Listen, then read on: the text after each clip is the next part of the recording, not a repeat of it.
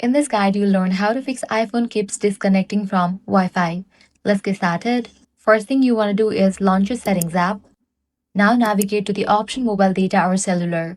Scroll all the way down until you find Wi-Fi assist. This feature automatically switches your iPhone to mobile data when your Wi-Fi signal is weak, which can sometimes cause random disconnections. So toggle off for this option. With this, your problem might be fixed. Next thing you want to do is give a fresh restart to your device. This helps refresh the system and fix temporary network glitches. To do this, press the side button as well as volume up button at the same time. Now slide to power off. Wait for a few minutes and then again turn it back on. Now you can launch your settings, go to the option Wi-Fi. Click on the Wi-Fi network you are connected to, disconnect to it, give a fresh restart to your router and then rejoin it.